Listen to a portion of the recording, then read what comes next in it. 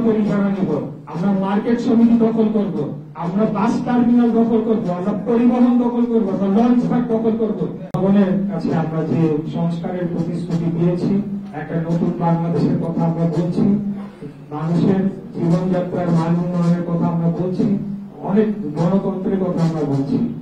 এই বিষয়গুলোকে বাস্তবায়ন করতে হলে আমাদেরকে একসাথে কাজ করতে হবে এবং এই অঞ্চল থেকে এই ঢাকা ছয় আসন একটি ঐতিহ্যবাহী আসন, এই আসন আমাদেরকে অবশ্যই যে কোনো মূল্যে 1991 সালে এই আসন থেকে শেখ হাসিনা নিজে পরাজিত হয়, ফ্যাসিস্ট হাসিনা। 96 ঢাকার 8টি আসনের মধ্যে একমাত্র বিএনপি এই আসনটি জয়লাভ করেছিল। তাই যেহেতু নির্বাচন অত্যন্ত স্বর্ণপটে, আমরা আপনাদের আজকে সরকারের নেতৃত্ব স্থানীয় রয়েছে, আপনাদের নেতৃত্ব আপনাদের সাথে মত বিনিময়ের মাধ্যমে আমাদের কার্যক্রমের এই উদ্বোধন বলা যেতে পারে অনেকটা সে বিষয়।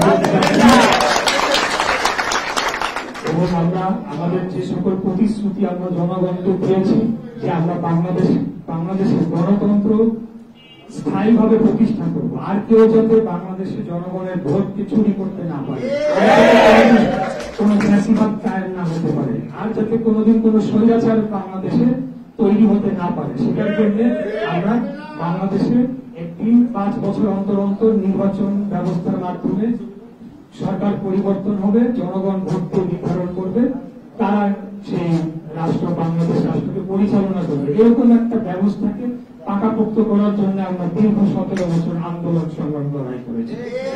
আমরা লড়াই করেছি আমাদের নেতা শহীদ রাষ্ট্রপতি জিয়াউর রহমানের যে নীতি আদর্শ সেগুলোকে বুকে ধারণ করে আমরা রাজনীতি করেছি। আপনারা জানেন বিগত 17 বছরে বাংলাদেশ রাষ্ট্র বাংলাদেশ ছিল না, বাংলাদেশ হয়ে গিয়েছিল ভারতের একটি অঙ্গরাজ্যে পরিণত হয়ে দিল্লি থেকে নিয়ন্ত্রণ করা হতো আমাদের বাংলাদেশের জনগণের ভাগ্য, বাংলাদেশের নির্বাচন কি হবে, বাংলাদেশে কিভাবে ক্ষমতা কুক্ষিগত করে বাংলাদেশে কিভাবে লুটপাট করবে, তারা লুটপাট করবে, সেই জিনিসগুলো নির্ধারণ করে দেওয়া হতো। গত বছর ছাত্র জনতার রক্তাক্ত গণ অভ্যুত্থানের মধ্যে দিয়ে যেখানে আমাদের ছাত্র ভাইরা, সেখানে সাধারণ জনগণ বুক কেটে দিয়ে আবু সাইদ, তারপরে ওয়াসিম, মুগ্ধ সহ সবাই যারা জীবন দিয়েছে, আমাদের পুরান ঢাকায় অনেক 3 জন না 4 জন শহীদ হয়েছে, তারা বুকের রক্ত দিয়ে তারা চিন্তা করে নাই যে বিএনপি আসবে না, তারা কোনদিন ক্ষমতায় যাবে না, কি হবে। তারা দেখেছে খুনি হাসিনা জুলুম করেছে, অন্যায় করেছে, মানুষকে হত্যা করছে এবং তার চরম সীমা অতিক্রম করেছে। তাই তারা বিক্ষোভে ফেটে পড়ে সকলে তাদের নিজেদের মধ্যে আমাদের ভেদাভেদ ভুলে গিয়ে একজোট হয়ে এক দফা আন্দোলনে শরীর হয়েছে। এই আন্দোলনকে আমরা কোনোদিনও ব্যর্থ হতে দিতে পারি না, আমরা ব্যর্থ হতে দেব না। এই আন্দোলনটা ছিল ভারতীয় আগ্রাসনের বিপক্ষে বাংলাদেশের জনগণের একটি বিজয় বলে আমি। 1971 সালে মহান মুক্তিযুদ্ধের মাধ্যমে আমরা স্বাধীন বাংলাদেশ, স্বাধীন রাষ্ট্র, স্বাধীন ভূখণ্ড, স্বাধীন পতাকা, স্বাধীন সার্বভৌমত্ব আমরা পেয়েছিলাম ঠিকই, কিন্তু বিগত এই আওয়ামী লীগ নামের যে দলটি, সেটি বাংলাদেশকে তার সমস্ত স্বাধীনতার সার্বভৌমত্বকে পায়ের নিচে পিষ্ট করে তারা ভারতের একটা করণ রাজ্যে পরিণত করেছিল, ভারতের একটা দাস রাষ্ট্রে পরিণত করেছিল। আমরা এইটাকে কোনোভাবে মেনে নেব না। আমরা যেভাবে বাংলাদেশকে মুক্ত করেছি সেভাবেই বাংলাদেশ যাতে আগামী দিনে মুক্ত থাকে, সেটার জন্য আমরা সর্বাত্মকভাবে লড়াই করার জন্য প্রস্তুত রয়েছি। গাজাবাসী, ফিলিস্তিনবাসী যেভাবে লড়াই করেছে, সেই ইহুদি গণহত্যাকারী আগ্রাসনবাদী অপশক্তির বিরুদ্ধে, আমাদের বিরুদ্ধে বাংলাদেশের বর্ডার অতিক্রম করেছে কোন ধরনের, এটা হোক মায়ানমারের বর্ডার দিয়ে বা অন্য যে কোনো ভারতের বর্ডার দিয়ে, আমরা সেটা সহ্য করে নেব না। আমরা আমাদের মাতৃভূমিকে রক্ষার জন্য আমরা জীবন দেওয়ার জন্য প্রস্তুত। আমি আপনাদেরকে বলবো যে আমাদের গত 5 তারিখের পর আমাদের সারা বাংলাদেশে যেহেতু বিএনপি অনেক বড় একটি দল, বড় সংগঠন, কেউ কেউ যারা আমাদের সংগঠনে ছিলেন বা আমাদের দলের নাম ব্যবহার করে তারা ক্ষুদ্র নিজস্ব কিছু মানে ফায়দার জন্য দলকে বদনাম করেছেন, দলের সুনাম পূর্ণ করেছেন।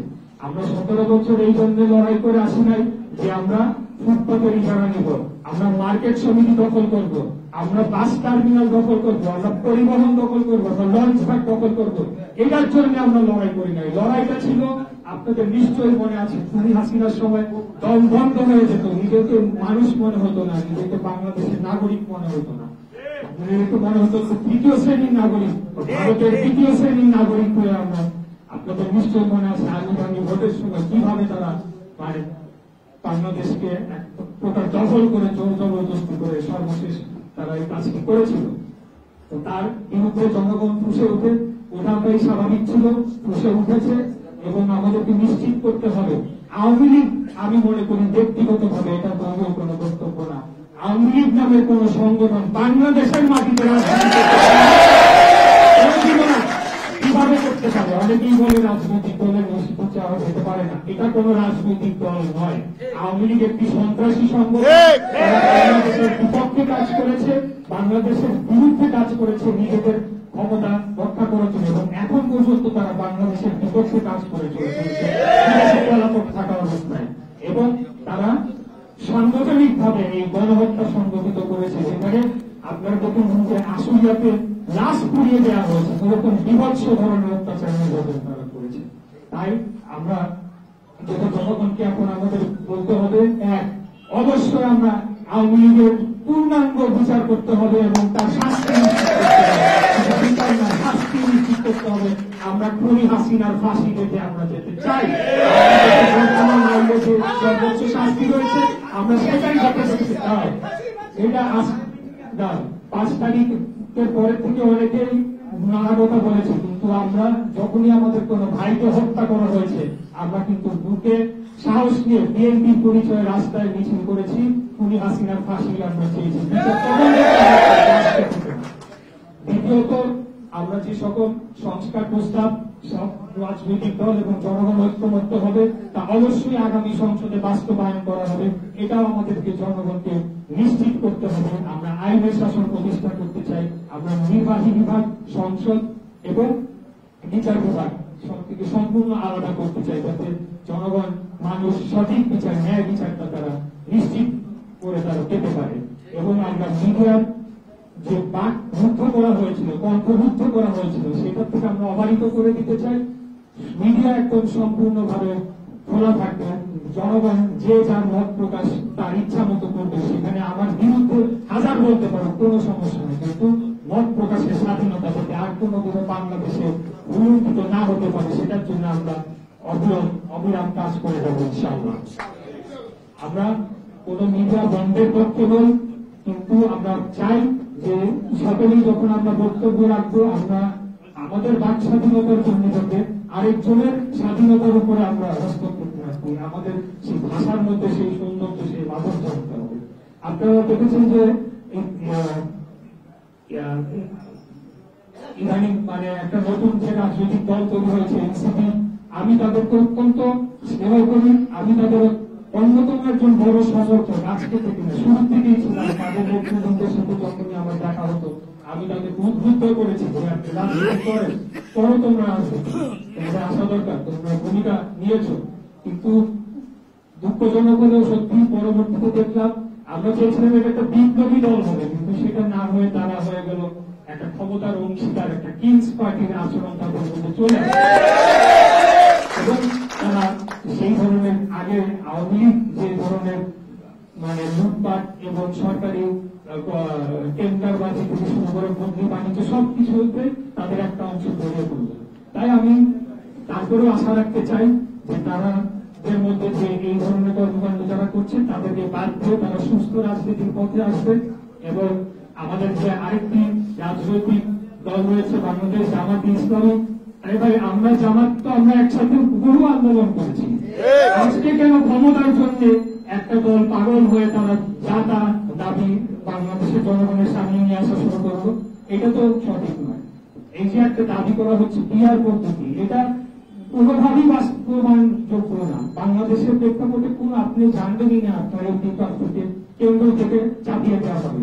এবং এবং এই পদ্ধতি যদি হয় এটা বাংলাদেশের জন্য একটা হুমকি, বাংলাদেশের স্বাধীনতার জন্য একটা হুমকি। ধরেন পিআর পদ্ধতির মাধ্যমে আমাদের হিল ট্যাক্স বা আমাদের পার্বত্য অঞ্চলের যে জনগোষ্ঠী তারা দুজন এমপি সবাই মিলে ভোট দিয়ে পাঠালো, তারা সবসময় পার্লামেন্টে বলতে থাকলো আমরা হিল ট্যাক্সের স্বাধীনতা চাই, আমরা স্বায়ত্ত শাসন চাই। তাহলে বাংলাদেশের স্বাধীনতা সার্বভৌমত্বের জন্য সেটা কি হুমকি হয়? অবশ্যই সেটা হুমকি শুরু। অথবা কোন একটা ধর্মীয় গোষ্ঠী সংখ্যালঘু বলেন যে যাই বলেন তারা একটি দল করে তারা কিছু সংখ্যক ব্যক্তি পাঠিয়ে অনবরত সংসদে বলতে পারবে যে আমাদের এখানে ধর্মীয় সাম্প্রদায়িকতা রয়েছে, আমাদের এখানে সমস্যা রয়েছে, আপনারা দেখেছেন যে ভারত থেকে অপপ্রচারগুলো করা হচ্ছে। তখন কি হবে? তখন আমরা সেগুলোকে কিভাবে আমরা ফেস করব? অতএব ওইসব পদ্ধতি এগুলার কথা বলে নির্বাচনকে হুমকি দেওয়ার কথা বলে এই দল যেটি করছে আসলে তারা কিছু বার্গেনিং করছে বলে আমি মনে করি। আর তারা আরো 4 মাস আগে তাদের প্রার্থী বিভিন্ন 300 আসনে দিয়ে রেখেছে, তাই করে আপনারা প্রার্থী বিদ্রোহ করতে হবে। কি চাইলে আগে প্রার্থী বিদ্রোহ করেন, প্রচারণা বন্ধ করেন, তারপরে আপনি এইখানে নির্বাচনকে হুমকির মুখে ফেললে সবারই সমস্যা হবে। এটা তাই আমি বলবো যে এখন আমাদেরকে ক্ষমতার জন্য আমরা অন্তত লড়াই করছি। আমরা চাই জনগণ ভোট দিয়ে, আমরা তো ক্ষমতায় ছিলাম না 17 বছর, তো কি আমরা রাজনীতি করি নাই? আমরা বুক ফুলিয়ে রাজনীতি করেছি। আমরা জনগণের জন্য এবং যেটা বলেছি দেশের স্বাধীনতা সার্বভৌমত্ব রক্ষার জন্য আমরা শহীদ প্রেসিডেন্ট জিয়াউর রহমানের আদর্শ নিয়ে আমরা রাজনীতি করি। এর পাশাপাশি আমরা বাংলাদেশকে এমন একটা রাষ্ট্র হিসেবে গড়ে তুলতে চাই যে এই অঞ্চলে মাথা উঁচু করে দাঁড়াতে পারবে। তাছাড়া আপনারা জানেন যে বাংলাদেশের 98% সম্পদ 2% মানুষের কাছে। এটা কি ধরনের কথা হলো? একজন হাজার হাজার হাজার কোটি টাকার মালিক হবে, আরেকজন 15,000 টাকা। আমাদের যে গার্মেন্টস শিল্পে রয়েছেন আপনারা শ্রমিক দল আরো ভালোই জানেন যে আপনাদের কতখানি বৈষম্য রয়েছে। এই শ্রমিকদের ব্যাপারে কি পদক্ষেপ নিয়েছে বিগত দিনগত এই সরকার? তারা খালি উন্নয়নের গাল গল্প করে দিয়েছে, কিন্তু তারা শ্রমিকদের রক্ত ঘাম করা পরিশ্রমের উপর দিয়ে অর্জিত আমাদের বিদেশি মুদ্রা সেটাকে তারা পাচার করে দিয়ে সেখানে এই লাস্ট এর হয়েছে 800 বাড়ি, এক মন্ত্রীর নামে 800 বাড়ি, সাইফুজ্জামান শেখ যাবে ভূমিমন্ত্রী। তো আমরা সেই ধরনের শাসন ব্যবস্থা বাংলাদেশে ফেরত আসুক, এটা আর কোনোদিনও হবে না। বাংলাদেশ একটা নতুন বাংলাদেশের যে স্বপ্ন দেখছে সেই বাংলাদেশে আমি আপনি আমরা সকলে এক, সকলের সমান অধিকার করছি। আপনারা যেহেতু নির্দিষ্ট স্থানীয় আপনাদের ওয়ার্ড এবং আপনাদের থানায় বিভিন্ন জনগণের সাথে যখন কথা বলবেন, আচরণ করবেন, তারা যাতে আপনাদেরকে ভয় না পায়। কারণ এই ধরনের একটা পরিস্থিতি যেহেতু তারা ইতিপূর্বে হয়েছে তাদের সাথে, তারা হইতে পারে।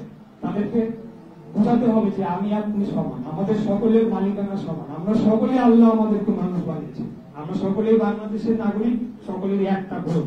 আপনার যাকে ইচ্ছা তাকে আপনি ভোটটা দিয়ে আসুন, যাকে মনে করেন যে দেশ চালানোর জন্য এবং ভবিষ্যতে বাংলাদেশকে এগিয়ে নিয়ে যাওয়ার জন্য যাদের একটা সঠিক এবং সলিড এবং সাস্টেনেবল এবং দীর্ঘমেয়াদী পরিকল্পনা রয়েছে তাদেরকে যাতে জনগণ ভোট দেয় সেই ব্যাপারে আমরা তাদেরকে উদ্বুদ্ধ করব।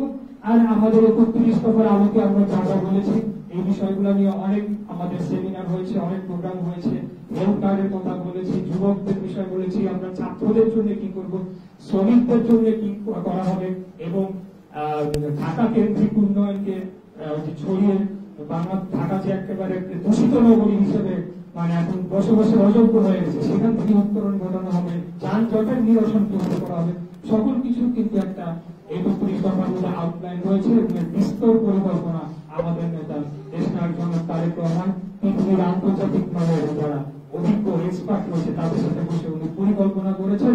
ইনশাআল্লাহ আমার বিশ্বাস আমরা 17 বছর যে নীতি আদর্শ নিয়ে লড়াই সংগ্রাম করেছি, জনগণ আমাদের উপর আস্থা রাখবে। এখন জনগণের কাছে এই বার্তাটা আমাদের উদ্দেশ্যটা কি এটা আপনাদেরকে ঘরে ঘরে পৌঁছে আমরা পরবর্তীতে কিছু টিম করতে চাই। সেই টিমে আমরা চাই যে শ্রমিক দলের পক্ষ থেকেও আমাদের ওয়ার্ড ভিত্তিক এবং কেন্দ্র ভিত্তিক যে ধরনের আমাদের পরবর্তীতে কেন্দ্র পরিচালনা কমিটি হবে, প্রচারণা কমিটি হবে, সেখানে আপনাদের সক্রিয় অংশগ্রহণ এবং সহযোগিতা চাই। আমি এমপি হওয়াটা আমার কাছে বড় বিষয়, কিন্তু আগামী সংসদ অত্যন্ত গুরুত্বপূর্ণ একটি সংসদ, এটা আর 10টা সংসদ হবে না। অনেকগুলো বড় বড় সংস্কার এই সংসদে আপনার বাস্তবায়ন করা হবে, উচ্চ কক্ষ নিম্ন কক্ষ সহ বিভিন্ন বিষয় এসেছে। তো আমি যেহেতু আন্দোলন সংগ্রাম করেছি জনগণের অধিকারের জন্য, আপনাদেরকে সাথে নিয়ে দিনের পর দিন, মাসের পর মাস, বছর পর বছর, রোদ, বৃষ্টি, ঝড় সবকিছু উপেক্ষা করে আপনাদেরকে সাথে নিয়ে মাঠেছিলাম। তাই আমি আপনাদের পক্ষ থেকে আগামী সংসদে ভূমিকা রাখতে চাই, যাতে যে বাংলাদেশের স্বপ্ন আমরা দেখি সেই সবার আগে আমরা সেই বাংলাদেশ যাতে পাই, সেটা আমাদের প্রত্যাশা থাকবে।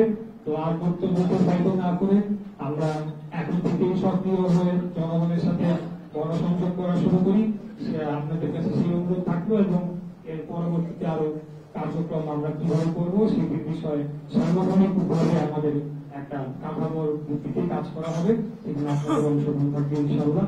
সবাই ভালো থাকবেন। বাংলাদেশ জিন্দাবাদ, বাংলাদেশ জাতীয়তাবাদী দল জিন্দাবাদ।